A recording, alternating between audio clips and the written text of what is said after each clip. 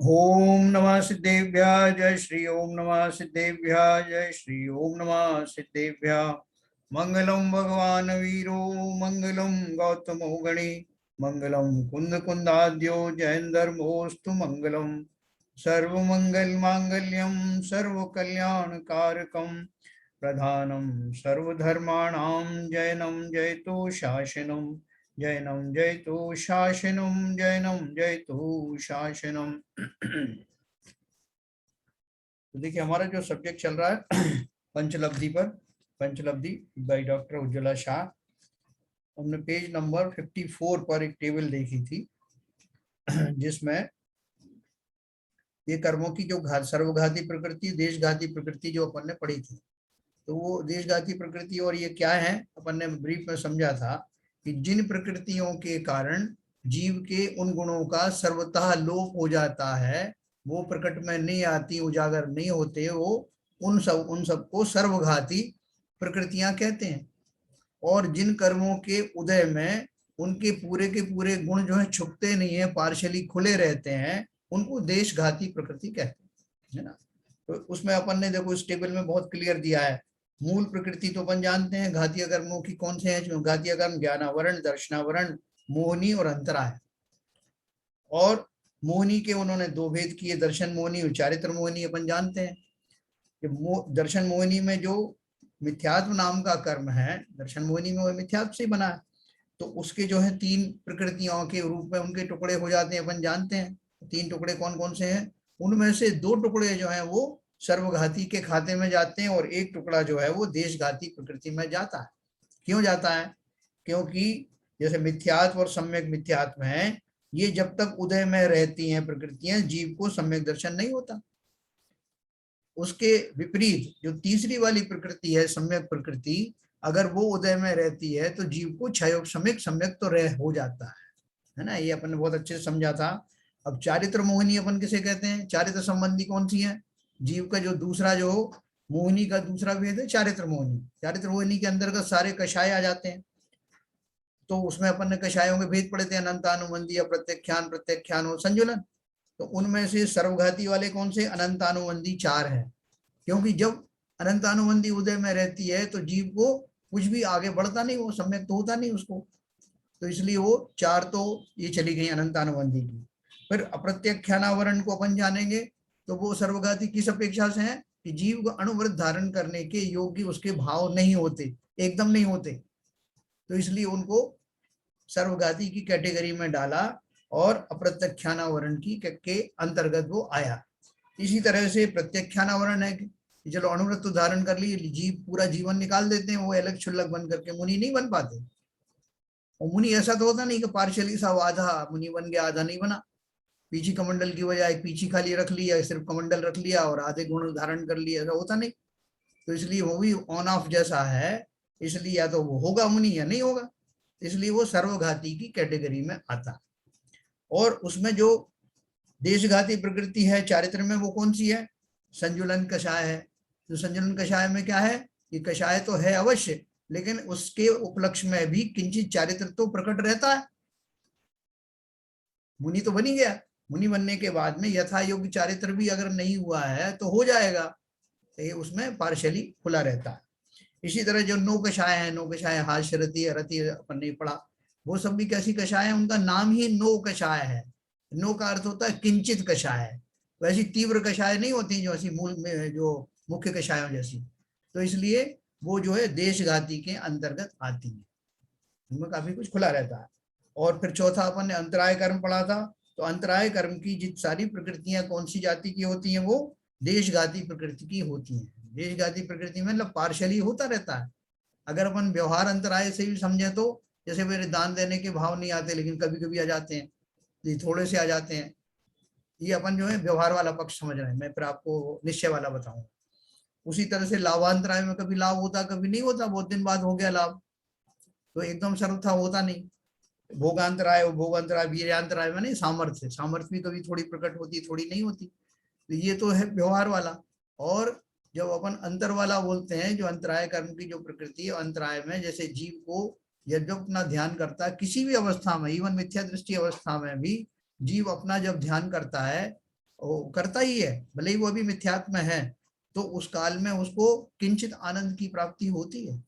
जब उसमें उसमें घुस जाता है, थोड़ा भक्ति आदि के भाव भी आते हैं, उस समय जीव अनंत के दर्शन करता है तो उनके गुणों का उसको ज्ञान होता है, और वैसे आनंद की प्राप्ति वो स्वयं को भी किंचित होती है। तो किंचित होने की वजह से उसको देशघाती प्रकृति में माना है अंतराय।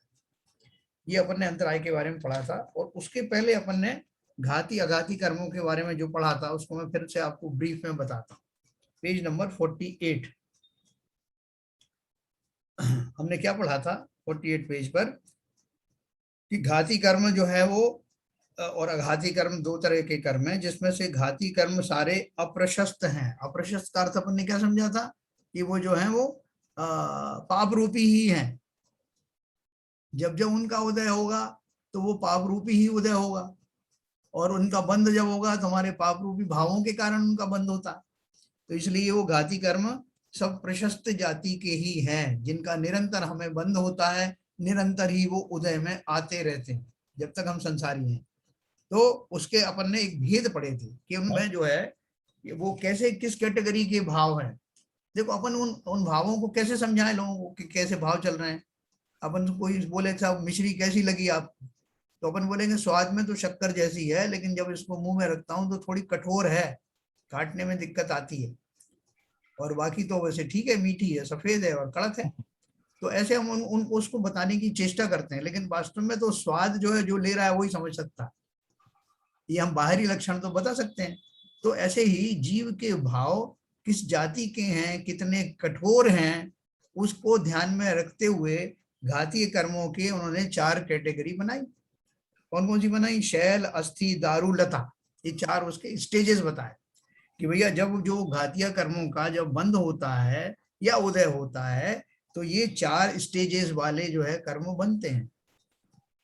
4 स्टेजेस कौन सी बताएं? कि जो एक तो लता हुई कि थोड़े होते हैं लेकिन थोड़े मृदु हैं, कोमल भाव हैं, कि उनको पाप भाव तो है लेकिन थोड़े इतने कठोर नहीं।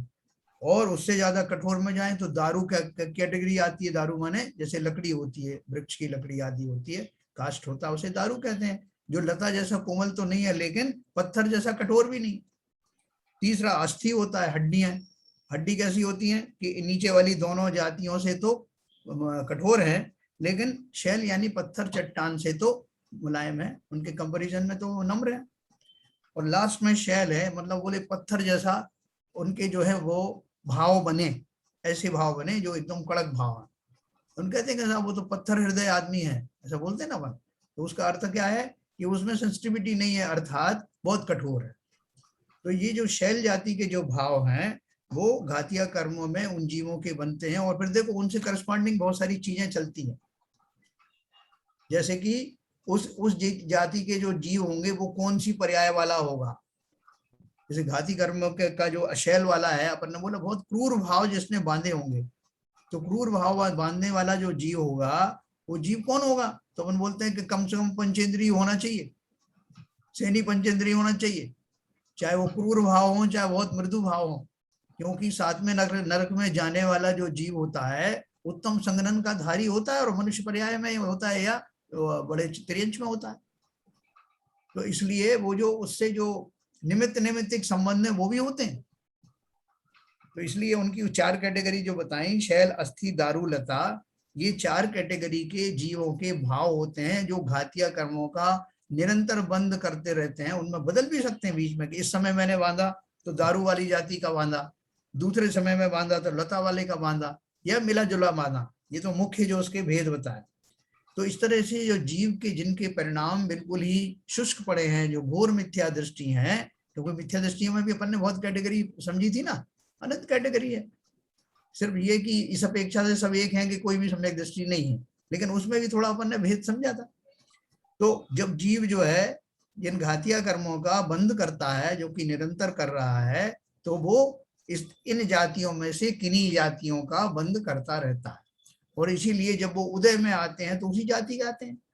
जैसे हमें मिथ्यात्व का उदय चल रहा है कि नहीं, तो उदय तो तभी चलेगा जब हमने वैसे बांधे होंगे। और उदय हमारा कैसा चल रहा है अभी कि हम उतने ज्यादा मोही नहीं रहे अब जितने पहले हुआ करते थे। पहले हमें धन से, वैभव से, घर के लोगों से, रिश्तेदारों से, सबसे बहुत ज्यादा जो है मोह होता था।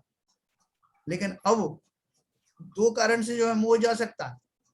आप बोलोगे साहब हम तो बुढ़ापे में पहुंच गए तो हमें जो है हमारी इंद्रियां वैसे ही शिथिल हो गई, तो खाने पीने से राग हमारा कम रहा और शरीर शिथिल हो गया तो हम कमाई वमाई भी नहीं करते हैं हम, तो इसलिए हमारा तो मोह भंग हो गया।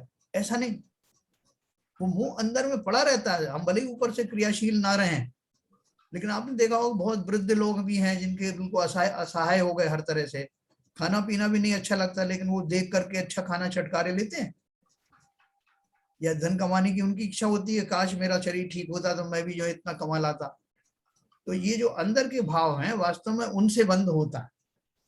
अपन ने वो कारण कार्य रहस्य में जो पढ़ा था ना, कि उसमें जो हमारा अभिप्राय क्या है, अभिप्राय जो है पड़ा रहता है, जैसे जैसे हम संस्कार कहते हैं, उनके कारण वास्तव में इन कैटेगरीज के बंद होते हैं। और जब उनका उदय काल आता है तो उसी फॉर्म में वो आते हैं हमारे सामने। बहुत से जीव जवानी के अंदर में और बिल्कुल एकदम विरक्त विरक्त हो जाते हैं, कोई मुनि बन जाते हैं, कोई कुछ हो जाता है। तो इसलिए उनको अवस्थाओं से उसको डायरेक्ट रिलेशन नहीं है। ये तो जीव के भावों का जैसे उसने बांधे थे पहले उसी रूप में रिटर्न होते हैं। लेकिन जब रिटर्न होते हैं उस समय बहुत सारे जीव उस रिटर्न से भी सबक ले लेते हैं और सुधर जाते हैं। इसलिए सुधरने के बहुत चांसेस हैं। तो इसलिए ये चार जाति के जो है घातिया कर्मों का बंध और उदय होता है। और अघाती कर्मों में उन्होंने दो कैटेगरी बनाई। जो पाप और पुण्य की अपन बात करते हैं ना, इस पाप और पुण्य की अपन बात करते हैं, जिसके लिए अपन भक्ति आदि करते हैं, दान आदि देते हैं, वो सब कौन सी कैटेगरी में आते हैं? अघाती कर्मों की प्रशस्त वाली प्रकृतियों में आते हैं, है ना। घाती कर्म तो निश्चित ही वो पाप प्रकृति ही है। और पाप पुण्य की जो बात चलती है जो हम करते हैं व्यवहार में, वो अघाती कर्मों की करते हैं। अपन बोलते हैं ना अच्छे पुण्य कार्य किए तो आपको धन वैभव आदि आ जाता है, संयोग अच्छे मिल जाते हैं। ये सब कौन सी कैटेगरी के हैं? अघाती कर्मों के। गया हुआ धन लौट आता है, कोई आपको ठगा है तो वो वापस आ जाता है ना, शत्रु मित्र बन जाते हैं। ये सब जो अघाती कर्म की प्रशस्त प्रकृतियों के परिणाम स्वरूप होता है। और उनका अपन ने चार कैटेगरी कैसे बनाई थी? जैसे वहां तो अपन ने शैल अस्थि दारुलता बनाई थी, यहाँ अघाती कर्मों की जो प्रशस्त प्रकृति हैं वो है गुड़, गुड़ से ज्यादा मीठा खांड, खांड से नीचे शर्करा, उससे ऊपर अमृत। ऐसे चार कैटेगरी हमने बढ़ते हुए क्रम में देखी थी। और इसके विपरीत अघाती कर्म की जो पाप प्रकृतियां हैं वो अपन ने कैसे पढ़ी थी? निम्ब, कांजीर, विष, हलाहल, ये हमने चार कैटेगरी इसकी पढ़ी थी। कि सबसे जैसे हल्का है, आप थोड़ा सा नींबू डालते हो तो थोड़े नींबू में तो ठीक है रस आता है, ज्यादा डाल दोगे तो क्या हो जाएगा? वो कड़वा हो जाएगा। कांजीर की श्रेणी में आ गया। कांजीर, कांजी या कांजीर जो होता है वो कड़वा होता है उसके कंपेरेटिवली। फिर उससे भी कड़वा हो गया विष, और विष से भी ज्यादा हलाहल, ये अपन ने पढ़ा था। तो ये इस तरह से चार कैटेगरी अप्रशस्त वाली प्रकृतियों में बनाया। ये नाम आपको क्यों बताए जा रहे हैं कि इनका उपयोग आगे किया जाने वाला है। जब अपन कर्मों का पढ़ेंगे तो एक बड़ा अच्छा सा चित्रण आपको दिखाई देगा कि देखो हम डायरेक्टली तो कुछ नहीं कर रहे कर्मों का, लेकिन ये जानने मात्र से जीव सचेत हो जाता है कि मेरे भाव कैसे चल रहे हैं। और अपने भावों के हम खुद जो हैं रखवाले हैं। अपन बसों में जाते हैं ना, पहले वहां लिखा रहता है यात्री अपने सामान की खुद हिफाजत करें। तो उसी तरह से जो हमारे भाव चल रहे हैं उन भावों के हम खुद संरक्षक हैं, खुद उसको देख सकते हैं कि मेरे कौन सी जाति के भाव चल रहे हैं और उनसे क्या बंद होने वाला है। किसी से पूछ के आने की जरूरत नहीं है भाई साहब इस समय मेरे कौन से बंद चल रहे हैं और उनका क्या फल होगा। तो हम स्वयं पंडित बन जाएंगे। और पंडित इसलिए नहीं कि हमें दूसरों को बताने के लिए, स्वयं को सुधारने के लिए। तो इस तरह से हमने पढ़ा घाती कर्म और अघाती कर्म की जो हमने जो कैटेगरी पढ़ी, बंधने वाले कर्म, उदय में आने वाले कर्म। और फिर अपन ने उसमें सर्वघाती प्रकृति और देशघाती प्रकृति अपन ने पढ़ी, जिसमें एक छोटी सी लाइन इन्होंने लिखा ना, देखिए सर्वघाती प्रकृति और देशघाती प्रकृति जैसे केवल ज्ञानावरण, केवल दर्शनावरण आदि सर्वघाती प्रकृति हैं। मति ज्ञानावरण, श्रुत ज्ञानावरण, अवधि ज्ञानावरण, मन पर्याय ज्ञानावरण आदि देशघाती प्रकृति हैं। देशघाती का अर्थ है कि उसमें जीव के ज्ञानादि गुणों का सर्वथा लोप नहीं होता, पार्शली ओपन रहता है। लेकिन जिनमें सर्वथा लोप हो जाता है वो सर्वघाती प्रकृति है, मतलब उन्होंने उन गुणों का सर्वथा घात कर दिया है या ढक लिया या लोप हो गया, तो इसलिए वो सर्वघाती कहलाती है। तो इस तरह से वो इनका एक्सप्लेनेशन है। और हमने ये अच्छे से पढ़ लिया। सर्वघाती पे स्पर्धक हमने पढ़े। सर्वघाती स्पर्धक में ये जो शैल, अस्थि, दारू, ये सब जो है अपन ने पढ़ा। देशघाती स्पर्धक में वो दारू थोड़ा सा आता है और लता आती है, सॉफ्ट वाले भाव है ना वो, तो वो देशघाती वाले उसमें श्रेणी में चले जाते हैं। जितने कठोर वाले हैं वो सर्वघाती में आते हैं। शैल, अस्थि और दारू का बहुभाग। ज्यादातर लकड़ियां बहुत कड़क होती हैं, कुछ लकड़ियां कोमल भी होती हैं, तो वो कोमल वाली लकड़ी को उन्होंने, आप देखेंगे 49 पेज पे जो एक टेबल बनाई ना, घाती कर्म की सर्वघाती प्रकृति, देशघाती प्रकृति। सर्वघाती प्रकृति में सर्वघाती स्पर्धक होते हैं शैल, अस्थि और दारू का बहुभाग, माने ज्यादातर जो लकड़ी से भी कठोर जो सी होती हैं, या कठोर लकड़ी जिसे कहते हैं, ऐसे भाव वाले सारे 3 जाति के भाव वो सर्वघाती की कैटेगरी में आते हैं। घाती कर्म जो अपन ने पहले पढ़ा। और देशघाती प्रकृति के फिर से उन्होंने 2 भेद किए थे, अपन ने पढ़े थे, सर्वघाती स्पर्धक और देशघाती स्पर्धक। सर्वघाती होंगे तो वो यही होगा, शैल, अस्थि और दारू। और देशघाती होंगे तो वो दारू, हल्की वाली लकड़ी, सॉफ्ट वाली लकड़ी या लता। ये 2 तरह के भाव अगर हैं तो वो जीव के देशघाती प्रकृतियों का परिचायक है ना। कुल मिला के हमने क्या पढ़ा, जीव जब जब भाव करता है तो उसके भावों का निमित्त पा करके जिन कर्मों की रचना होती है, जैसे कर्म जो है बंध को प्राप्त होते हैं, उन कर्मों में कुछ कर्म ऐसे होते हैं कि वो बहुत ज्यादा कठोर फल देते हैं, और वो उनके परिणाम स्वरूप हमारा जो घातिया कर्म जो है, वो तो घातिया कर्म में तो बहुत ज्यादा जोर से उनके वो बंद होते हैं, उनका फल अपन को मालूम है। ज्ञानावरण, दर्शनावरण, मोहनी और अंतराय जो होते हैं, तो उनका फल अपन को समझते हैं। और अघातिया कर्मों में अगर वो बंद होता है तो उसमें जो कैटेगरी तो अपन ने पढ़ ली, लेकिन उसमें भी पुण्य और पाप रूपी प्रकृतियां होती हैं। उनके फलस्वरूप जीव को व्यवहार में अच्छा शरीर, बुरा शरीर, खोटा शरीर, छोटे मोटे कुछ इंद्रियों की जो प्रॉब्लम है, रोग युक्त शरीर, या इसके विपरीत बहुत पुण्यशाली होगा, जैसे धन्य कुमार जैसा है, यहाँ जाएगा लोग प्रशंसा करेंगे, खूब धन आदि की प्राप्ति होगी। ये सारी चीजें अघातिया कर्मों में होती हैं। तो ये हम बाई एंड लार्ज समझ गए घातीय कर्म क्या करते हैं, अघातीय कर्म क्या करते हैं। उनकी जो है ना इस तरह की स्टेजेस होती हैं जिनका हम बंद करते हैं, क्योंकि भाव हमारे छोटे मोटे खराब अच्छे ऐसे बनते रहते हैं। ये सारी कैटेगरी इसमें समाहित हो गई हैं, और ये मुख्य रूप से वही है। इसके भी अनंत भेद हैं इनके बीच के, जैसे लता और जो काष्ठ के बीच में बहुत सारे भेद हैं, कि लता जैसा कोमल तो नहीं है, लेकिन वो लकड़ी जैसा उतना कठोर भी नहीं है, बीच की स्टेजेस भी बहुत सारी होती हैं। तो ये सब भाव हम समझ गए, और इसका समझने का पर्पस खाली इतना है कि मैं भूल से भी ऐसे कर्म ना करूं, ऐसे भाव ना बनाऊं जिससे मुझे मेरे जो है ज्ञान ही सब सर्वथा विलुप्त हो जाए। देखो जैसे ज्ञानावर्णी कर्म का मैंने बंद किया, तो बंद करने से मुझे कैसे वो उसका जो फल मिलता है, मैं जाऊंगा ही, निमित्त निमित्तिक संबंध को कैसे, घातिया और अघातिया का दोनों का मेलजोल कैसे होता है। मैंने कर्म ऐसे बांधे, जो ज्ञान मुझे मिला मैंने उसकी उसकी वास्तव में उसकी जिस तरह से वो करना चाहिए थे, भगवान करना चाहिए थे, नहीं किया। ज्ञान को मैंने उतना उसका सही उपयोग ही नहीं किया, ना उसका मैंने कोई महिमा मानी। तो मैं ऐसा बन जाऊंगा जिसमें मनुष्य पर्याय से थोड़ा नीचे का ज्ञान होगा, ऐसी अगली पर्याय बांधूंगा। तो मालूम पड़ा कि मैं चतुर इंद्रिय में चला गया। क्यों चला गया? क्योंकि हमने एक लेवल बनाया हुआ है कि पंचेंद्रिय जाति का जीव रहेगा तो उसकी ये रेंज रहेगी ज्ञान की। अब मैंने उसकी कदर नहीं करी तो मैं चतुरेंद्रिय में चला गया, मतलब किंचित कदर नहीं करी तो, और मैंने बिल्कुल ही कदर नहीं करी तो मैं कहाँ चला जाऊंगा? ऐसी दशा में चला जाऊंगा कि जहां मुझे अक्षर का अनंत महाभाग ही ज्ञान होगा, और उस योनि का नाम है, सब लोग जानते हैं, निगोदिया जीव। अब देखो दोनों चीजों का कॉम्बिनेशन कैसे हुआ। मैंने भाव बांधे, कौन से वाले भाव बांधे? ज्ञानावर्णी कर्म के भाव बांधे, जो कि घातिया जाति का है। और उसका फल मुझे क्या मिला कि मुझे मेरा ज्ञान का उगाड़ उतना कम होगा, और उसके योग्य जो पर्याय है वो है एक इंद्रिय निगोदिया पर्याय, जो कि नाम कर्म की पर्याय है। नाम कर्म के अनुसार शरीर आदि, एक इंद्रिय आदि सब वो प्रकृतियां मिलती हैं। दोनों में कंबाइन कॉम्बिनेशन हो गया ना, घातीय कर्म और अघातीय कर्म। तो प्रकृति ने सारी व्यवस्था की है कि ऐसा नहीं हो सकता कि साहब आप जो है आपने भगवान नहीं किया तो आप जो है वो रहेंगे तो पंचेंद्रिय जीव। मनुष्य रहेंगे लेकिन ज्ञान आपका अक्षर में, अक्षर का अनंतमा भाग हो जाएगा, ऐसा होता नहीं। तो इसलिए तदनुसार करस्पॉन्डिंग पर्याय ही आपको मिलने वाली है।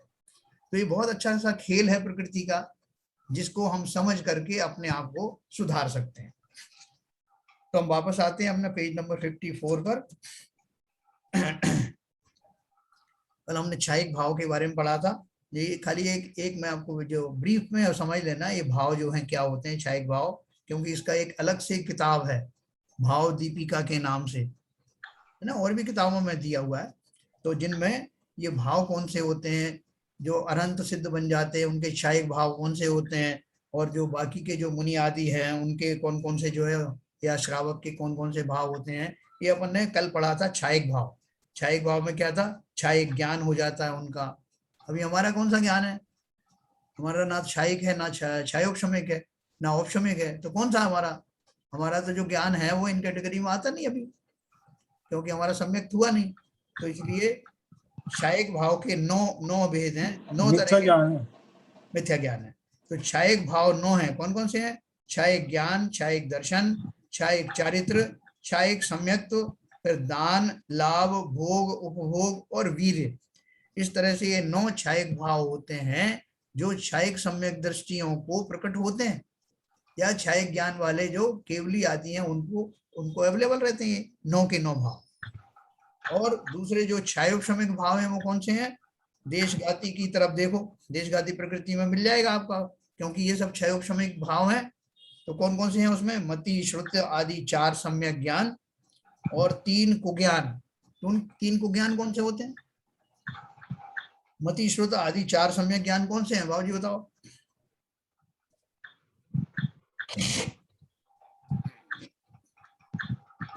हाँ, कुज्ञान होते हैं, नहीं, कुमति ज्ञान, चार ज्ञान, कुश्रुति ज्ञान, कुमति ज्ञान, कुश्रुति ज्ञान और कुमति ज्ञान। नहीं, चार जो है अच्छे वाले ज्ञान कौन से हैं, मति, श्रुत, अवधि और मन पर्याय, है ना, क्योंकि ये जो है देशगाती प्रकृति वाले हैं ना, क्षयिक की बात तो हो नहीं रही। तो इसलिए केवल ज्ञान है, केवल ज्ञान अलग है। तो ये 4 हमने जो है क्षयोपशमिक भाव कौन से लिखे, मति, श्रुत, अवधि और मन पर्याय। और 3 कुज्ञान कौन से हुए, कुमति और कुअवधि। मन पर्याय नहीं होता, मन पर्याय ज्ञान में कु नहीं लगता, क्योंकि वो मात्र सम्यक दृष्टियों के ही होता है और किसी और में नहीं होता, सिर्फ मुनियों को ही होता है, यानी मनुष्य पर्याय में ही होता। तो ये हो गया। और 3 दर्शन कौन से हैं, 3 दर्शन पढ़े ना अपन ने, चक्षु दर्शन, अचक्षु दर्शन और अवधि दर्शन।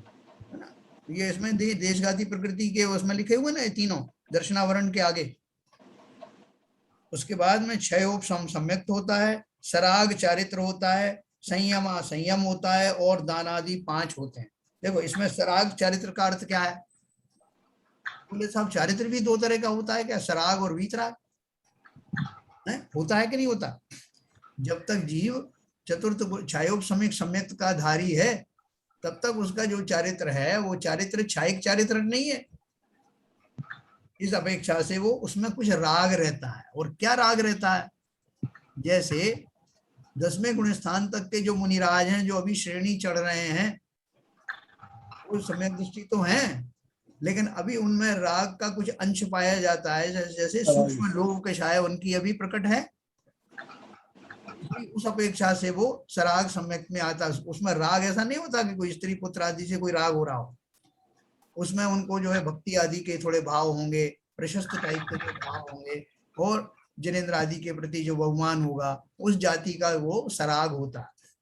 और उसके ऊपर में जो जब उच्च यथाख्यात चारित्र आता है तो वो उसको वीतराग चारित्र का नाम दिया जाता है। वो अपन ने पढ़े थे ना, छेदोपस्थापना, परिहार, विशुद्धि आदि जो पढ़े थे, उसमें आएगा। अपन बार बार उसको पढ़ेंगे तो कोई दिक्कत नहीं है। इस तरह विचार करोगे तो ये शायद अपने को याद रहेगा। अब थोड़े से पारिभाषिक शब्द के अर्थ देखकर अपना विषय प्रारंभ करेंगे। देखो इसमें बहुत सारी लाइनें बनाई हुई हैं हॉरिजॉन्टल, और उसमें क्या लिखा है, अपकर्षण, उत्कर्षण। कहाँ से आवाज आ रही भाई, शीला जी के यहाँ से, सुशीला जी ने देखो इसमें अपकर्षण उत्कर्षण की जो लाइन बनाई हुई है तो उन्होंने उसमें एरो से दिखाया हुआ है। उत्कर्षण यानी ऊपर जाना, अपकर्षण यानी नीचे आना। जीव के परिणामों के निमित्त से जब सत्ता में पड़े हुए कर्मों की स्थिति और अनुभाग घटता है तब उसे अपकर्षण कहते हैं। ये अपन ने पढ़ चुके हैं ना 10 करण में। जीवों के भावों का निमित्त पाकर जो सत्ता में बंद करके बैठे हुए कर्म हैं वो जब तक उदय में नहीं आते तब तक अपन उनमें ट्रांसफॉर्मेशन कर सकते हैं, बदलाव कर सकते हैं। तो बोल रहे हैं सत्ता में पड़े हुए कर्मों की स्थिति और अनुभाग घटता है तब उसे अपकर्षण कहते हैं, और जब बढ़ता है तब उसे उत्कर्षण कहते हैं। क्या क्या चीज बढ़ी उसमें? स्थिति बढ़ी और अनुभाग बढ़ा, है ना। स्थिति माने कितने काल तक फल देने वाले हैं, और उसके बाद उसमें फलदान देने की शक्ति कितनी है, ये अनुभाग हो गया। और ये दोनों तरह का होता है कि जैसे मैंने कोई पाप कर्म बांधा तो पाप कर्म बांधने के बाद में अभी वो उदय में नहीं आया, उसके पहले मैंने और खोटे भाव किए तो उसका क्या होगा? उत्कर्षण हो जाएगा, है ना। और स्थिति भी और बढ़ जाएगी, काफी देर तक देते रहेंगे। उसके विपरीत मैंने उल्टा भाव किया तो क्या हो गया कि वो जो बंधे हुए पाप कर्म थे वो घट गए, स्थिति भी घट गई और अनुभाग भी घट गया। और इसके अलावा पुण्य प्रकृतियों में किया मेरा, तो पुण्य का भाव मेरा बंधा हुआ था, कोई पुण्य बंधे हुए थे। अब मैंने क्या किया कि और अच्छे भाव किए, तो और अच्छे भाव करने से क्या हो गया? वो पुण्य की जो है और प्रगाढ़ता आ गई, उसमें फलदान शक्ति बढ़ गई और लंबे समय तक आपको फल देगा। ये स्थिति भी बनती है। और उसके विपरीत आपका जो पुण्य कर्म था बांधा था, लेकिन आपके खोटे भाव के कारण वो पुण्य का परिमाण कम हो गया, स्थिति भी कम हो गई, अनुभाग भी कम हो गया, ये स्थिति भी बनती है। तो देखो कितना बढ़िया प्रकृति ने वो नियम बनाया है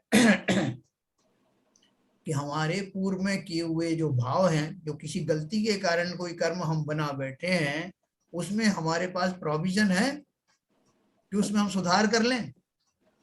इसलिए जो बहुत सारे जो जीव अपन शिकायत करते हैं साहब देखो ये जो प्रकृति में ये गलत चीज है, कोई इतना पाप कर रहा है तो उसको तुरंत फल मिलना चाहिए, तुरंत अभी किया और उधर बदला होना चाहिए। तो फिर ये जो उसको सुधरने का जो चांस है वो कहाँ मिलेगा? इसलिए सुधरने का, हमने गलती से कुछ कर दिया है तो उसको सुधार करने का हमारे पास में समय दिया जाता है, चांस दिया जाता है। और वो कहते थे ना कि पहले से वो 100 पाप करेंगे तो 100 में आपकी भूल माफ करूंगा और 1 से 1 नहीं करोगे तो मैं नहीं करूंगा। ये सब व्यवहार के कथन है, और वो इसी अपेक्षा से है कि मैंने बहुत सारे जो पाप किए तो बढ़ते बढ़ते वो बहुत बढ़ गए और उनका उदय काल और नजदीक आ गया, स्थिति भी उनकी ऐसी हो गई। एक प्रश्न है मेरा भाई साहब, जी। कुछ लोग ऐसे होते हैं कि जिनका व्यवहार घर में बहुत खराब होता है लेकिन बाहर सबका अच्छा करने को तैयार रहते हैं, तो उनका कर्म बंधन कैसा होता होगा?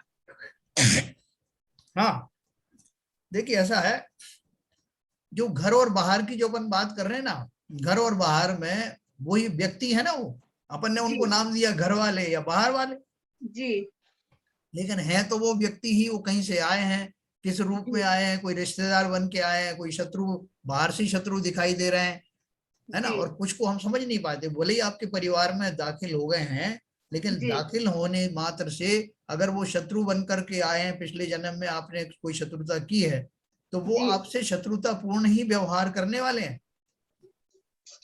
कहने का अर्थ क्या है कि जैसे मेरा, आपने यही कहा ना कि घर में रहते तो उनका व्यवहार उनसे कटु रहता है, बाहर में अच्छा रहता है जी, तो उसका रहस्य यही है बहन जी, क्योंकि देखो घर में रह करके आप उनसे पीछा नहीं छुड़ा सकते। जी, एक पिता अगर अपनी पुत्री के साथ में अगर कोई गलत काम करता है तो वो बच्ची वो भाग के जा नहीं सकती, वो परिवार में ही रह रही है। जी, तो अगर ऐसा कर्म का कोई उदय है कि उन जीवों का परस्पर में कोई पहले का बैर है जी, और वो बैर ऐसा है कि उस बैर को चुकाना है, तो और वो बाहर में कहीं चला जाएगा तो हो सकता है उतना चुकारा वैसा ना हो। इसलिए बाप का बेटे का या और दूसरे भाई भाई का ये सब जो बैर पड़ते हैं या उनके एक दूसरे के प्रति कलुषता होती है, वो इसलिए होती है कि वही जीव उनके उस इस तरह का जो कर्म का जो क्या बोलना चाहिए उसका जो व्यापार है वो करने आ गए, अपना बैर आदि पूरा करने आए, जो कर्जा लिया था वो पूरा करने आए, इसलिए उनके भाव ऐसे ही होते हैं। और खुद भी बंधन में बंध रहे हैं। बिल्कुल बंध रहे हैं। वो जो जीव, देखो इसलिए तो कहते हैं कोई किसी का नहीं है, इसका अर्थ समझिए कि वो जो जीव बन करके आए, अगर आपके पुण्य के कारण से आए हैं, तो वो जीव एक दूसरे को पुण्य रूप से अच्छे अच्छे रूप में उपकार जो है अपना एक दूसरे को करेंगे। जी जैसे बहुत से पति पत्नी में बहुत मधुर संबंध होते हैं और बहुतों में नहीं होते। जी तो वो सारा रहस्य यही है कि ये तो हमने व्यवहार से माना है कि ये मेरा बेटा है, मेरा पति है, मेरी पत्नी है, लेकिन वास्तव में तो वो इंडिपेंडेंट एंटिटीज हैं जो प्रकृति में आई इसलिए हैं कि हमें आपस में लेन देन करना है। जी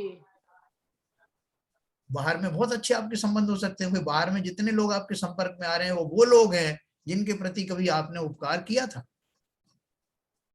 जी ठीक है ना, समझ में आया आपको ये रहस्य क्या है? जी तो भाई साहब अपकर्षण होते होते समाप्ति हो जाती होंगे? नहीं, समाप्ति नहीं होती वो। नहीं, जैसे आप अपकर्षण करने के लिए आप जो भी अच्छे भाव कर रहे हैं या जो भी तपस्या कर रहे हैं, जो भी कुछ कर रहे हैं, जो जिस हिसाब से अपकर्षण होता है, तो एक स्थिति वो नहीं आती कि अपकर्षण करते करते बिना फल दिए ही वो समाप्त हो जाए। ऐसे भी तो होता है।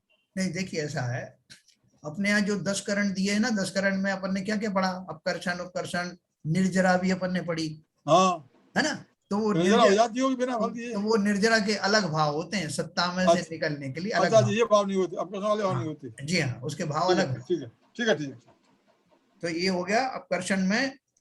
देखो ये रहस्य पढ़ के आप खुश हो जाएंगे कि ये कर्म कैसे बनते हैं, इसका पूरा मैकेनिज्म समझ करके, और मैं उसमें से अपना वो निकाल लूंगा, या एक तरीका, एक टेक्निक अपनी डेवलप कर लूंगा।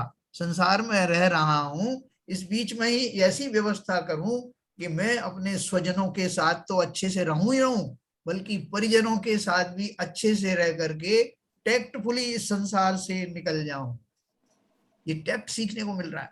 और कितनी फैसिलिटी दी है 10 करण के रूप में। कर्म बंद भी गया है तो चिंता मत करना, वो उसी रूप में उदय में आने वाले नहीं है, प्रोवाइडेड कि आपको ये रहस्य मालूम हो। ये पढ़ने का फायदा ये है। नहीं तो पहले तो लोग यही कहा करते थे, भाई साहब जो बांधा है वैसा ही काटना पड़ेगा, जैसी फसल आपने बोई है वैसा ही आप काटना। जब हमने कोई रहस्य नहीं मालूम था कि ये तो एक व्यवहार से एक बात कही जाती है, लेकिन कितने स्कोप है मेरे पास। हम सबने कितने कितने अज्ञानवश कर्मों का पहाड़ खड़ा किया है, जो अभी भी खड़ा हुआ है। लेकिन देखो कर्मों ने हमको अलाउ कर दिया कि ठीक है आप इतनी देर प्रवचन सुन के आओ, तब हम देखेंगे तुम्हें, इतनी देर का मार्जिन है तुमको। यानी जो हमारी अभी कषाय बीच में हमको डिस्टर्ब नहीं कर रही है, और जो मेरा ज्ञान का इतना क्षोभक्षम है कि मुझे बात समझ में आ रही है, ये मामूली बात नहीं है। आप यहां से निकल के जाओ, कर्म जो तैयार बैठे। जैसे भौतिक रूप से बोलते हैं, जो तांत्रिक लोग जो है वो तंत्र विद्या का वो करते हैं ना, यूज करते हैं। वो मूठ वगैरह किसी जीव को फेंकते हैं मारने के लिए उसको संकल्प से, लेकिन अगर वो मंदिर में बैठा है उस काल में, तो मूठ कुछ नहीं करती, क्योंकि कर्म जो फल देते हैं क्षेत्र काल भाव के हिसाब से फल देते हैं। तो इसका अर्थ क्या है कि जब जब जितने काल तक जीव मंद कषायों में रहेगा, बाकी की उसकी कषाएं जागृत नहीं होंगी। उनके कोई शत्रु भी बैठे होंगे तो वो शत्रु भी आपको कष्ट नहीं दे सकते उतने काल में। तो मैं उस काल में ज्यादा से ज्यादा क्यों ना रहूं, और इस बीच में रह करके मैं 2 काम करूंगा। उन दुश्चिंताओं से तो बचूंगा ही बचूंगा, उन कर्मों के प्रकोप से, बल्कि इस बीच में ज्ञान आदि प्राप्त करके वो अपना जो है समता के भाव प्रकट कर लूंगा। तो जब इनसे बाहर भी अगर चला गया है वातावरण से, तो अब मेरा जो है वो अनिष्ट नहीं होगा, क्योंकि मैं अब समता का रहस्य समझ चुका हूं, समता के तरीके समझ चुका हूं। संसार में कोई मेरा नहीं है। नीरजा जी ने जो प्रश्न पूछा, वो प्रश्न जो है वास्तव में ये बताने के लिए कि संसार में कोई किसी का शत्रु भी नहीं है, कोई किसी का मित्र भी नहीं है, कोई किसी का जो संबंधी नहीं है, सब इंडिपेंडेंट हैं। और वही इंडिपेंडेंट जो है वो उपकरण बन जाते हैं हमारे कर्मों का फल देने के लिए, प्रकृति द्वारा भेजे हुए दूत जैसे लगने लगते हैं कि साहब इनके माध्यम से आज मुझे यह कष्ट हुआ। मैं सोच भी नहीं सकता कि मेरा बेटा मुझे ऐसा कष्ट देगा, लेकिन दे रहा है। और बेटा भी क्या करे, ये जिम्मेवारी प्रकृति ने उसको सौंप दी है। सौंप दी का अर्थ यह है कि उनके कोई कर्म का उदय आ गया जिसमें वो उनके माधुर्य समाप्त हो गया और उस क्षण में एक दूसरे के शत्रु हो। ये सारी चीजें ये संसार में हो रही, घटित हो रही हैं। तो इसका रहस्य समझ करके मैं अवश्य इसका लाभ उठा सकता हूं। ये मैं बार बार इसलिए कह रहा हूं कि ये जो अपन जो सब कर्म के बारे में इतना विस्तार से पढ़ रहे हैं, उसको पढ़ने का कुछ लाभ होना चाहिए ना। वो लाभ बहुत अनंत लाभ है। इस तरह करते करते मुझे वो समता जागृत होगी जो चिर प्रतीक्षित मेरी समता है, जिसके बिना किसी का भला आज तक नहीं हुआ। वो समता मेरे अंदर जागृत होगी, वो मेरा भेद विज्ञान जागृत होगा। जिस संसार में कोई किसी का है ही नहीं, ये शरीर भी मेरा नहीं है, तो मैं किस पे ममत्व करूं। ये भाव जगाने के लिए अपन ये पढ़ रहे हैं और बारीकी से पढ़ रहे हैं, तो वो हमारा जो है वो अमिट हो जाएगा, संस्कार हमारे पक्के हो जाएंगे। वैसे तो लोग किसी किसी को अपना उपदेश देते, भाई साहब चोरी नहीं करना, झूठ मत बोलना, फला मत करना, ढींगा मत करना। हाँ ठीक है साहब, हमने सुना है। लेकिन जब मैं उनका रहस्य समझूंगा कि इससे होता क्या क्या है, वो कैसे होता है, तो संपूर्ण मैकेनिज्म समझ करके अनजाने में ही, बिना किसी की सीख माने हुए, आप स्वयं ही समझ जाएंगे कि मुझे क्या करना। तो देखो, ये अपकर्षण उपकर्षण आजकल भाई साहब मैंने कुछ लोगों को देखा है, जैसे ये अभी आपने बताया ना कि बीच का जो बाधा काल होता है उसमें इंसान अपने आप को सही कर सकता है, सुधार कर सकता है। बिल्कुल बिल्कुल। लेकिन जब लंबा होता है और किसी को किसी ने बहुत प्रताड़ित किया होता है, तो उसके मन में ये बात बैठ जाती है, अरे कलयुग है, कलयुग में ऐसे ही लोग फलते फूलते हैं और कुछ नहीं होता, और खुद भी गलत होने लगते हैं फिर, कि बोलते हैं कुछ नहीं होता, ऐसे ही फलते हैं लोग। बिल्कुल। देखो बहन जी, अपन भी नहीं जानते थे पहले ये सब बात है। अपन भी उसको बड़े ऐसे अनमने भाव से उसे एक्सेप्ट तो करते थे। अपन कहते भैया आजकल ऐसे ही है, ये जमाना खराब है, अकाल दोष है, ऐसा कह करके अपन टाल देते उस बात को। जी। लेकिन अभी अपन को वो रहस्य समझ में आ गया कि अगर जिनका आवादा काल लंबा है, समझ लो कि बड़ी मुसीबत आने वाली है। हाँ, स्थिति भी लंबी होगी। जिनके तो देखो, मैं थोड़ा सा और पढ़ूंगा, फिर आपसे इसके लास्ट में अपन फिर क्वेश्चन आंसर करेंगे। तो अपकर्षण में स्थिति की हानि होती है, उसे चार्ट द्वारा समझाते हैं। तब पहले हमने निषेक रचना देखी थी, जिसमें ऊपर के निषेकों के कुछ परमाणु नीचे के निषेकों में आ मिलते हैं। इस प्रकार कथन किया जाता है और चार्ट में भी दिखाया जाता है। ये बोल रहे हैं, क्या बता रहे हैं कि चार्ट में जो दिखाया ना, ऊपर के कर्म नीचे आ गए, उदय उदयावली में मिल गए, तो उनका उदीर्णा हो गई। तो वो जो चार्ट से दिखा रहे हैं, तो वो क्या समझाना चाहते हैं कि वास्तव में कोई कर्मों में कोई मूवमेंट नहीं होता, ऊपर से कर्म नीचे आ रहे हैं, ये खाली समझाने के लिए। तो क्या होता है, देखो आगे लिखा है, कर्म परमाणु तो वहीं पर रहते हैं, ऊपर नीचे दौड़ धूप नहीं करते। हम समाचार पत्र में देखते हैं कि अंतरराष्ट्रीय बाजार में रुपए की कीमत कम होती है, तो उसे चार्ट द्वारा नीचे की ओर रेखांकित करके बताया जाता है। शेयर मार्केट साहब नीचे आ गया, एक एरो लगा दिया। नीचे लगाने का मतलब ये थोड़ी कि वो जमीन के अंदर घुस गया है, उसका मतलब है जो जिस वैल्यू का वो था, उस वैल्यू से वो कम हो गया। तो इसे चार्ट द्वारा नीचे की ओर रेखांकित करके बताया जाता है। परंतु हमारी तिजोरी में रखे हुए रुपए के नोट ऊपर से नीचे की ओर तो नहीं लुढ़कते। वैसे आज पैसे की कीमत कम हो गई है और पैसा इतना से इतने पे आ गया, तो मालूम पड़ा 100 रुपए का नोट खिसक करके तिजोरी में सबसे नीचे चला गया, ऐसा तो होता नहीं। तो बोल रहे हैं ग्राफिकल रिप्रेजेंटेशन है, उसका अर्थ समझो। अनुभाग के बारे में भी ऐसा ही समझना। जब स्पर्धकों का अनुभाग घटता है, तो कथन आता है कि ऊपर के स्पर्धकों में से कुछ परमाणु नीचे के स्पर्धकों में आ मिल जाते हैं। उसका अर्थ यह समझना कि उनका अनुभाग कम हो गया है। अनुभाग कम होने का अर्थ यह है, ऊपर से नीचे नहीं होता, खाली दिखाने के लिए ऐसे ही दिखाया जाएगा। अनुभाग कम होने का अर्थ अपन समझते हैं कि उनकी फलदान शक्ति कम हो गई। ऊपर के स्पर्धक या निषेक कायम रहकर उनमें से कुछ परमाणु नीचे के स्पर्धक या निषेकों में आ मिलते हैं, तब उसे अपकर्षण कहते हैं। परंतु विशिष्ट विशुद्ध परिणामों के निमित्त से ऊपर के अनेक निषेकों का समूह नष्ट होकर जब उनके सभी परमाणु नीचे के निषेकों में आ मिलते हैं, तब तो उसे स्थिति कांडक घात कहते हैं। और जब ऊपर के अनेक स्पर्धकों का अभाव होकर उनके सभी परमाणु नीचे के कम अनुभाग वाले स्पर्धकों में आ मिलते हैं, तब उसे अनुभाग कांडक घात कहते हैं। देखो आपको मैंने दो नए शब्द बताए। कांडक घात, कांडक जैसे शब्द से ही अपन को लगता है कि जो कुछ कांड हुआ तो कांड ही हुआ, लेकिन कैसा कांड हुआ? अच्छा वाला कांड हुआ, सुंदर कांड हुआ। रामायण में है ना बहुत सारे, जो रामचरितमानस सुंदर कांड, और ये कौन कौन से कांड है, बहुत सारे कांड है। तो यह सुंदर कांड क्या हुआ? अगर भावों का निमित्त पा करके, अपन ने 10 करण पढ़े थे ना, मेरा स्थिति कर्मों की कम हो गई, यानी अपकर्षण हो गया, तो क्या हो गया उसमें? तो उसमें कह रहे हैं कि उसको स्थिति कांडक घात के द्वारा मैंने क्या किया, अगर वो कर्म बहुत लंबे समय तक फल देने वाले थे तो मैंने एक रॉकेट दागा ऐसा कि उनकी स्थिति अब कम हो गई, अब वो उतने काल तक मुझे फल नहीं देंगे, वो कम काल में निबट जाएंगे, वो मेरा वो जो है ना वो अवध काल भी तदनुसार प्रोपोर्शनेटली कम हो जाएगा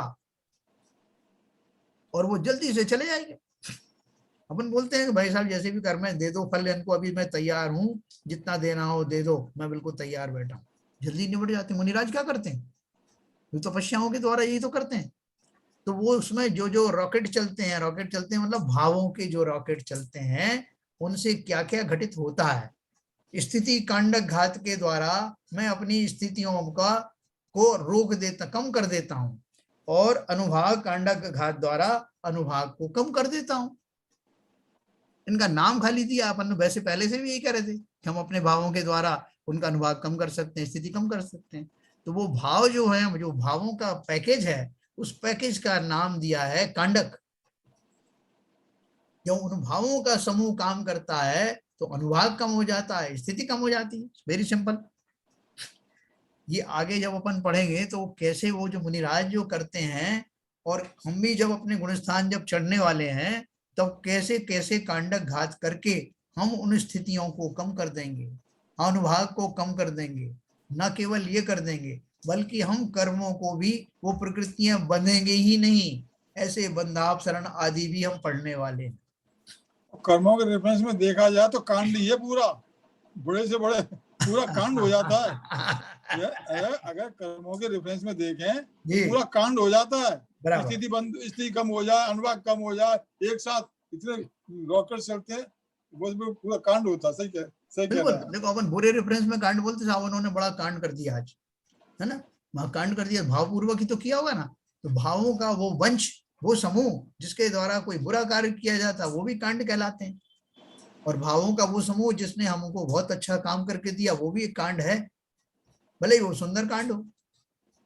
ठीक है ना। तो देखो ये दो मैंने आपको शब्द आज दिए हैं, स्थिति कांडक घात और अनुभाग कांडक घात। ये बात ठीक से समझ लो। अब एक प्रश्न है। हाँ 1 मिनट में इसको पूरा करूं फिर बात करें। ये बात ठीक से समझ लो कि कांडक घात द्वारा कर्म की स्थिति और अनुभाग दोनों घटते हैं परंतु कर्म नष्ट नहीं होता, जो ऐसे बाबू जी पूछ रहे थे, वह अकर्म रूप नहीं होता। नीचे के निषेकों में परमाणुओं की संख्या बढ़ जाती है। मतलब अभी क्या हो रहा है कि वो जो नीचे की स्थिति वाले, अगर स्थिति आपने कम की तो इसका अर्थ क्या हुआ कि जो कर्म जो है मेरे परसों उदय में आने वाले थे वो आज ही उदय में आ जाए। स्थिति कम करी ना, नीचे के परमाणु में मिलने का अर्थ यह है कि जो अभी उदय काल चल रहा है उन्हीं में वो और मिल जाएंगे।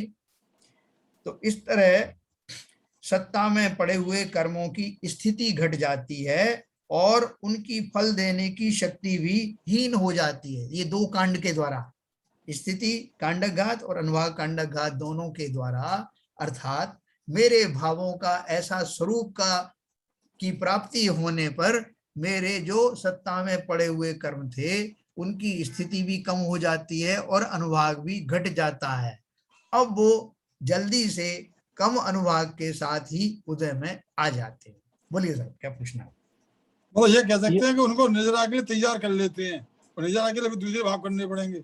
नहीं, मेरा मतलब है उनको जो लंबे समय के लिए आने वाले थे उनको कम समय का करके और तैयार कर लेते हैं, उसके बाद में निर्जरा के लिए फिर दूसरे भाव करके निर्जरा हो जाती है। देखो ऐसा है, ये आपकी बात सही है, लेकिन क्या है जो जीव जब भाव करते हैं तो वो ऐसे कैटेगरिकली नहीं करते कि इस समय नहीं, तो मैं वो तो मैं समझ रहा हूँ, जी अपने आप, ये सबका अपने आप होते हैं। अपने आप होता है, बिल्कुल सही। हाँ बोलिए ललित जी, पूछिए। जैसे ये जो उत्कर्षण अपकर्षण में जो ये स्पर्धा की ये फिर रीअरेंज हो जाती है, क्योंकि इनका जो परमाणु है इनका फलदान शक्ति कम हो रही है, तो उनका जो वो जो था विभाग प्रतिच्छेद, हाँ वो वैल्यू कम होने से फिर, क्योंकि वो तो इनमें जो वर्गणा थी वो एक ही अनुभाग प्रतिच्छेद के समूह था उनका। ये सब रीअरेंज हो जाता है फिर तब कर्षण अपकर्षण के दौरान वो घट जाते हैं। जैसे अपन ने सेल का उदाहरण दिया ना कि सेल में जो है बहुत शक्ति थी, लेकिन उसमें अभी मैंने क्या किया कि उन सेल में वो एक ऐसी बड़ी टॉर्च का इस्तेमाल किया जो ज्यादा लाइट देती एक साथ। जैसे मैंने सेल को यूज किया तो एक छोटी सी टॉर्च में छोटे से बल्ब से उसका उजाला लिया तो वो बहुत देर तक चलेगा वो सेल। लेकिन मैंने उस बैटरी का उपयोग जो है 100 मेगावाट के बल्ब में 100 वाट के बल्ब में लगा दिया, तो वो बहुत जल्दी से खिल जाएगा ना, उसकी स्थिति कम हो जाएगी। तो उसी तरह से जीव के भावों का निमित्त पा करके उसकी जो अविभाग प्रतिच्छेद के रूप में जो शक्ति पड़ी हुई थी वो घट जाती है। तो घट जाने के कारण वो कम शक्ति, और जब बढ़ी थी, जब बढ़ाई भी मैंने ही थी, मेरे भावों के निमित्त से बढ़ी थी, है ना। अपकर्षण किया जो उत्कर्षण जब किया था तो बढ़ जाती, लेकिन वो बढ़ना और घटना जो होता है वो विद इन दी लिमिट्स ही होता है। जिन कर्मों में जितनी जो शक्ति होती है उसकी जो मैक्सिमम लिमिट है वहां तक ही पहुंच सकता है ना वो कर्मों के प्रतिच्छेद में। और फिर नहीं तो जैसे ज्वाइंट जो है आता है तो बहुत सारे परमाणु आते हैं, तो वो परमाणु जो है उतना अपना अपना फल देते रहते हैं। तो विद इन दी लिमिट्स ये होता है। दूसरा प्रश्न ये था आघातीय कर्म के बारे में। जी जो आघातीय कर्म में जैसा पहले आपने बताया कि इनका शोभशम नहीं होता है, तो जैसे ये आयु कर्म है, नाम कर्म और गोत्र कर्म, जी तो ये तो इनमें किस तरह से होगा? इनमें आयु कर्म तो अपने जो आयु बांधता है उस समय तक रहेगा, हाँ। नाम कर्म गोत्र कर्म भी एक बार जो हो गया वो हो गया, उसमें तो अब कोई चेंज आएगा नहीं। देखो जिस पर्याय में अपन है, अपन फॉर एग्जांपल जैसे अपन रोगी है, तो जो रोग हमारा आ गया वो कौन सा आघातीय कर्मों के कारण आया कि जो है घाती कर्म के कारण आया? शरीर में चेंजेस हो गए ना। हाँ, तो ये मतलब नाम वेदनी कर्म में हो सकता है, वेदनी कर्म की वजह से हो, है ना, स्थिर नाम कर्म अस्थिर नाम कर्म ये मेरे अंदर दोनों है कि नहीं। हाँ। तो मैं अगर अपने पूर्व अघातिया कर्मों के कारण मैं रोगी हो गया हूं, तो अपने भावों के द्वारा मैं निरोगी भी हो जाता हूँ। तो अघातिया में तो वेदनी कर्म वाला ही कंट्रीब्यूशन देगा, जैसे रोग के रेस्पेक्ट में अपन लेते हैं। अघातिया वेदनी हाँ, अघातिया है। हाँ, अगर रोग के रेस्पेक्ट में लें तो वेदनी कर्म जो अघातीय कर्म है ना सर, जी तो वेदनी कर्म ही का योगदान रहेगा रोग वगैरह के लिए। वेदनी कर्म और नाम कर्म, नाम में स्थिर और अस्थिर नाम कर्म है कि नहीं, जिनसे रोग होते हैं, है ना। तो ये दोनों कर्म जो है उदय में आते हैं। तो अघातीय कर्मों में इसलिए उन्होंने बोला कि जिस तरह का देव सर्वघाती प्रकृतियां घाती कर्म की होती है, ऐसी अघातिया की नहीं होती। इसी भाव में बैठे बैठे आपका शरीर जो है बहुत मलिन था, बहुत कुछ था, और किसी ने किया बहुत योगासन किए, कुछ और किए, अगर वैसा उदय में आना हो तो स्वस्थ हो जाता है एकदम। और कोई बिल्कुल स्वस्थ था और उसने बढ़िया जो है छटकारे ले लेकर के पंचेंद्री के भोग आदि किए, तो वो क्रश होने लगता है शरीर उसका, है ना। और फिर से वो कुछ किसी ने समझा दिया और उसके कर्म का उदय वैसा हुआ तो फिर से स्वस्थ हो जाता है। ऐसे बदल बदल के होता रहता ना हमारा। और जो अभी जो उसमें जो अकाल मृत्यु आदि होती है तो आयु के सारे जो है उसके निषेध खिल जाते हैं जल्दी समय से पहले, तो वो भी तो किसी कारण से होता है ना। ऐसे इन जो अघातीय कर्मों में इस तरह का जो है वो चलता रहता है, इसलिए वो देशघाती की श्रेणी में आते हैं। मेरा एक प्रश्न है सर। हाँ जी बोलिए। आपने कहा है कि स्थिति और अनुभाग दोनों एक साथ कम होते हैं, एक साथ ही कम होते हैं दोनों, क्या अलग अलग कम होते हैं? कुछ नहीं, स्थिति और अनुभाग दोनों ही एक साथ कम होते हैं। प्रोसेस जो अपकर्षण या उत्कर्षण होता है जी, उसमें स्थिति और अनुभाग दोनों एक साथ कम होते हैं, नहीं दोनों ही कम होते हैं। एक साथ हो ऐसा जरूरी नहीं है, एक साथ हो ऐसा जरूरी नहीं है, लेकिन क्या उनका निमित्तिक संबंध ऐसा होता है। जैसे मैं आपको एग्जांपल दूं कि राजा श्रेणिक ने जैसे वो कर्म बांधे थे, कौन से बांधे थे, नरकायु बांधी थी, ठीक है। और नरकायु में बांधने में अब वो अगर वो जो है तीसरे नरक में चले जाते और नीचे के नरक में चले जाते तो वहां पर आयु भी बड़ी लंबी होती, वहां उनका अनुभाग भी ज्यादा होता, जो उनको जो तकलीफ मिलती वो अनुभाग भी ज्यादा होता और स्थिति भी ज्यादा होती। लेकिन अब निमित्त निमित्त संबंध के हिसाब से अगर उनकी पहले नरक की दूसरे तीसरे नरक की आयु किसी की बनती है तो उसका जो अनुभाग भी कम होगा और स्थिति भी कम होगी। तो वो उस तरह से अपन उसमें रिलेशन कर सकते हैं। वो जो रिलेशन होता है वो इस तरह से प्रकट होता है। और एग्जैक्टली आपको चाहिए तो मैं आपको इसको कल आपको पूरा आंसर दूंगा इसका कि मेरा एक और क्वेश्चन है इसमें। जी बोलिए।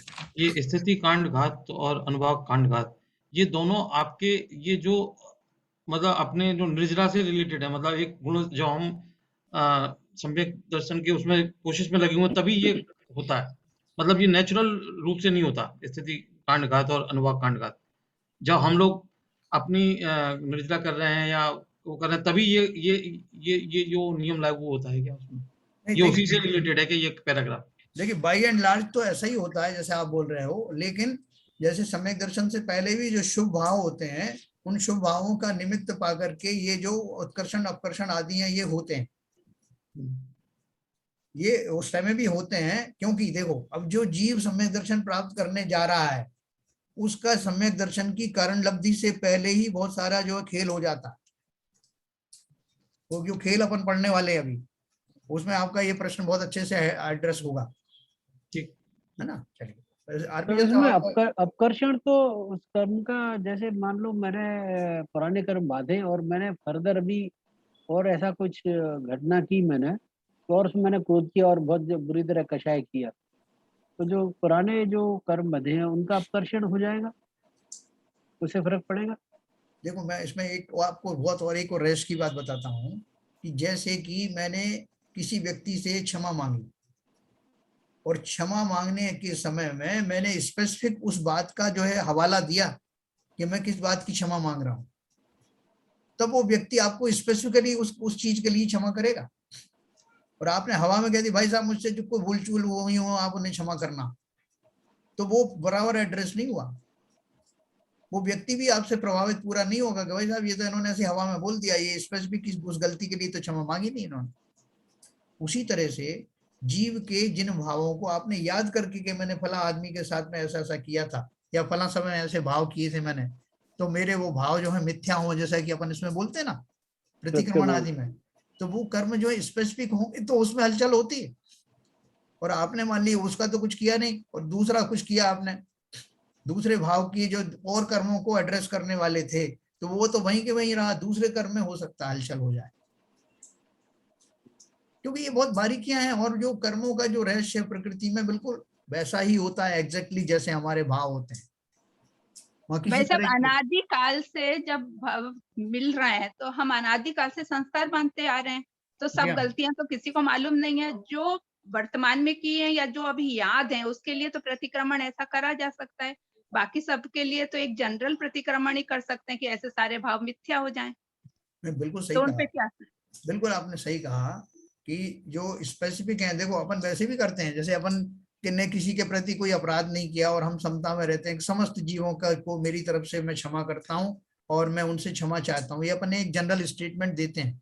लेकिन ये जनरल स्टेटमेंट देते समय भी अगर मेरे भाव वास्तव में वैसे हैं कि मैं सर्व प्राणियों के साथ मित्रता चाहता हूँ, तो वो मेरे जनरलाइज जो परिणाम है उन परिणामों का फल पा करके और मेरे वो जनरलाइज रूप से जितने कर्म बने हैं वो ढीले होने लगते हैं। अच्छा, लेकिन स्पेसिफिक अगर मैंने कहा तो वो स्पेसिफिक जाति में जो है वो कमाल होता जी। जैसे मैंने अभी आपको ये एग्जांपल दी ना कि मैंने किसी व्यक्ति के सामने जाकर कहा कि भाई साहब मैंने जो कुछ विगत में जो अपराध किए हैं 1 साल में, कृपया उनको क्षमा करें जी। तो वो क्या होगा कि वो वैसे तो द्रवित हो जाएगा कि आदमी बड़ा विनयशील है, देखो मुझसे क्षमा मांग रहा है। लेकिन अगर किसी के मन में कोई स्पेसिफिक जो उसके अंदर में घाव भरा हुआ है उस व्यक्ति के प्रति, तो वो उसका वो बार बार ध्यान उस पर जाएगा, इसने क्षमा तो मांगी लेकिन वो स्पेसिफिकली नहीं मांगी। तो कहने का अर्थ क्या है कि हम जनरल रूप से भी उस तरह के भाव करें और अगर हमारी जानकारी में कोई स्पेसिफिक चीज हुई हो तो उसको एड्रेस करें। बहुत जरूरी है भाई साहब, ये बहुत जरूरी है। जिसके जो गलती की है उसके लिए क्षमा मांगने से आप अपने दोनों के भाव मिल जाते हैं, निर्मल हो जाते हैं। हाँ निर्मल, भाई इन्होंने गलती तो की थी और माफी मांग रहे हैं, और दिल से मांगते हैं तो पता लग जाता है कि हृदय से मांग रहे हैं, ये केवल दिखावा नहीं है। और उसमें आपने एक छल कर दिया कि जो आपने वास्तव में जिस तरह से उसका दिल दुखाया था उसको तो एड्रेस किया नहीं, और दूसरा कर दिया, भाई साहब क्षमा करना। वो बोले किस बात की क्षमा करना? वो साहब कल जो है मैंने आपसे 10 रुपए दिए थे वो वापस नहीं किए। तो ये आप, और आप क्या सोच रहे हो कि मैंने ये छल पूर्वक उनसे क्षमा मांग ली क्योंकि आपने बताया था क्षमा मांगना, तो मांग ली। लेकिन 10 रुपये मिल गए, आप 10 रुपये समझते मिल हो, गए। हाँ, लेकिन ना तो वो व्यक्ति संतुष्ट होगा ना वो कर्म संतुष्ट होने वाले हैं। ये बहुत रहस्य है। जितनी यह मायाचारी, किसी के प्रति हमने मायाचारी करी, उसको नीचा दिखा दिया। दूसरे लोगों को जहां वो स्थापित था उसका जो मान कम करवाने के लिए हमने उसको जो है बहुत उसके पीछे बहुत सारी बातें कह दी। लेकिन अब उस जीव को ज्ञान हुआ तो वो स्पेसिफिकली उससे कहेगा, दो लोगों से कहेगा कि उससे ही कहेगा कि भाई साहब मैंने आपकी बहुत ज्यादा जो है वो किया था, आपकी बहुत आलोचना की थी जिससे आप नीचे गिर जाओ। जो सरल हृदय वाला वो साफ साफ कहेगा, और जिन जीवों से उसकी शिकायत की थी उनसे भी कहेगा मैंने उनके बारे में आपको गलत बताया। इतना भाई साहब कभी कभी ऐसा होता है स्वयं में भी, कभी कोई गलती हो जाती है किसी के प्रति तो अपनी आत्मा भी कचोटने लगती है। बिल्कुल अपने आत्मा कचोट कहते हैं भैया कब मैं इससे मिलूं, कब इसे क्षमा, और कोशिश ये करता है कि वो क्षमा कर दे। कौन गिल्टी आदमी होता है तो उसे उसकी आत्मा कचोटने लगती है उसे। इतना साहस नहीं होता सब में। तो एनीवे कभी कभी ऐसा भी होता है भाई साहब कि गलती तो इंसान खुद करता है और दूसरे से कहता है तुम माफी मांगो तुमने गलती करी। हाँ बिल्कुल होता है। तभी तो वो जाना कैसे माफी मांगे जब उसने गलती नहीं करी, गलती खुद कर रहा है और माफी कह रहा है तुम मांगो। मैं एक बात कहूं सर? हाँ सर बोलिए। मैंने जो प्रश्न पूछा था उसका उत्तर मुझे मिल गया है। हाँ एक्चुअली हमारी कसाई ही स्थिति और अनुवाद दोनों के बंद करने में कारण होती है। तो केवल कसाय का ही कम ज्यादा होने से जो है स्थिति कम ज्यादा हो जाती है। दोनों एड्रेस वेल डन, बहुत सही। हाँ बढ़िया, बिल्कुल सही है, बढ़िया बिल्कुल सही है। तो मेरे ख्याल से अपना समय हो गया, तो कल अपन इस चर्चा को और जारी रखेंगे और थोड़ा कुछ नई चीजें और आएंगी तो अपन पढ़ेंगे कल। है किसी के कोई और प्रश्न हो तो आज इकट्ठे कर लीजिए और कल भी पूछ सकते हैं। ठीक है सर, तो चलिए जिनवाणी स्तुति कर।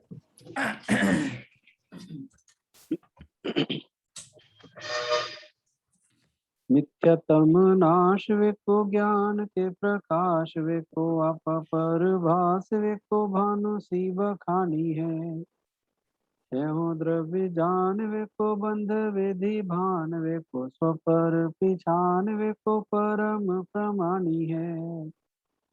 अनुभव बताए वेको जीव के जताए वेको काहू न सताए वेको भवे और आनी है।